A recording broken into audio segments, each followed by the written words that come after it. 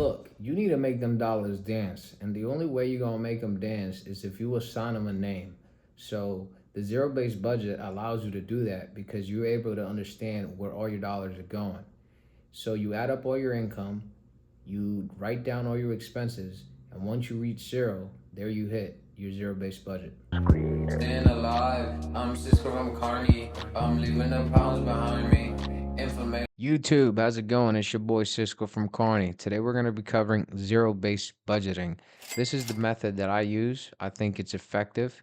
But again, this is not advice to anybody. This is just my perspective and how I like to budget my finances. So let's get started. 1, 2, 3, 4, hit it! So what I have on the screen here, this is what I will leave in the chat. This is what I'm gonna do. I'm gonna leave this in the chat. It's a spreadsheet, and I'm gonna show you guys how to use it in a second. I'm gonna open the one that I personally use, but this is what the spreadsheet looks like, and it has a different page as well. This is the second side. So now let's go to the one that I use. Right. Okay. So here we are in the one that I use. So zero-based budgeting, again, let me explain it to you guys.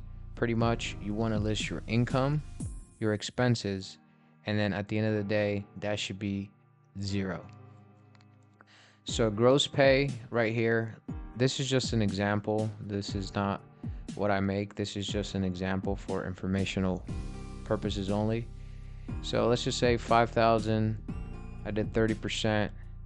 Okay, so let's say gross pay 5,000.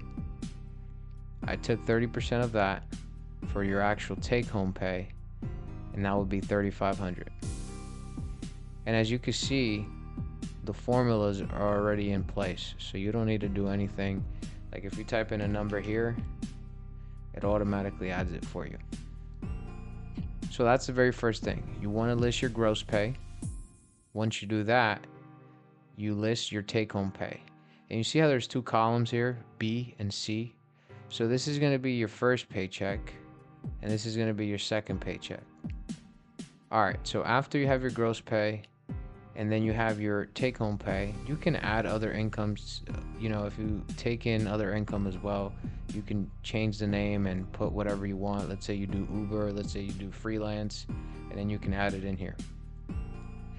So once you have that calculated, right, it will add it all for you. And then I like to put in the date because this is a process, right? It's never ending. You're always adjusting this. I like to put in the date right here that I'm getting paid. So like, let's say I get paid on the 10th and I get paid on the 21st. Again, column B, column C is both of the different times you're getting paid.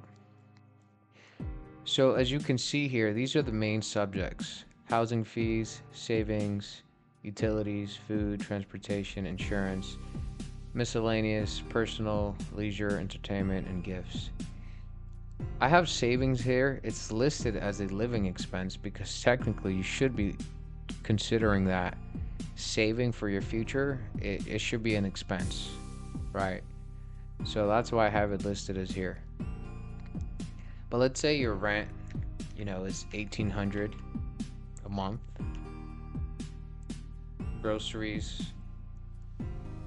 Well, you want to live above your means too, so you have $3,500. So let's say groceries $250 a month, and these are all examples. These are all fake numbers. Utilities I won't even put. Let's see, saving. Let's just say 500. If you scroll all the way down, right, this is going to give me the grand total. So I know I'm at $2,550. That's adding all this, I'm at $2,550. And then just taking a 10,000 foot view, if the 3,500, $2,550, okay, I still have some money left. Let's just put, $50 for your cell phone. Gas, 60. I'm getting closer. And then you just fill this out. Everyone's income is going to be different. So depending on your income, this is going to look completely different, and also on your expenses as well. So once you have the first page filled out, go to the second page. This is where it gets fun, because all the information you can list here, right? There's a lot of empty space here, but you're going to fill this out yourself and you're going to get the calculations yourself. I'm not going to get into everything because we'll be spending a long time on that, but I just wanted you guys to get the main concept down. So column B, column C, this is your first paycheck, your second paycheck. Over here you write down when you're getting paid. Then you go to the other side. This is where the zero-based budgeting comes in. See, it tells me I have $840 left. This right here, surplus or deficit, it should never be negative. It should always have a zero. So it's telling me right now that I have $840. You want to give your dollars a place. So I'll go back to page 1, right, and I'll find, okay, I have $840. Cool, I'll put it in my brokerage account. Hit enter. See, now we have 0. That's how your monthly budget should look like. And then see how we have future here. That's my future paycheck. You know, if your paychecks doesn't really change, you can leave that the same. But on your second paycheck, an expense on this side might change. So that's when you go in there and, you know, switch it up. For instance, you might not have to pay rent on that second side. So let's do, we have 3,000. Let's do 1,000 in savings. 1,000 in the stock market. And then I come down here, I have 1,500 left. Let's do 100 for gas.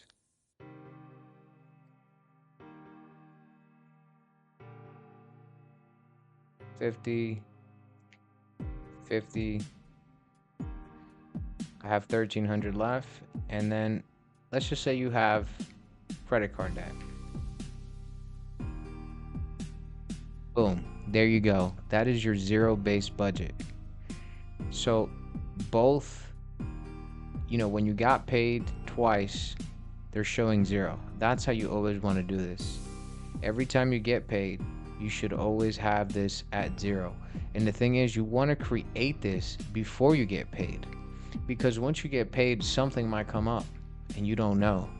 I mean, that's different. You know, you can have an emergency fund at that point, but this should be created before you get paid. Most likely you will know how much you're going to be paid, you know, and if not, you can average it out and start typing it. But the main bottom line is you want this to always be at 0.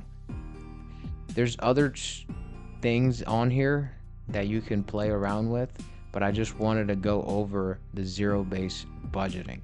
That's the main point of the video. But there's other things here that are useful as well, and you can use those tools to help you if you want.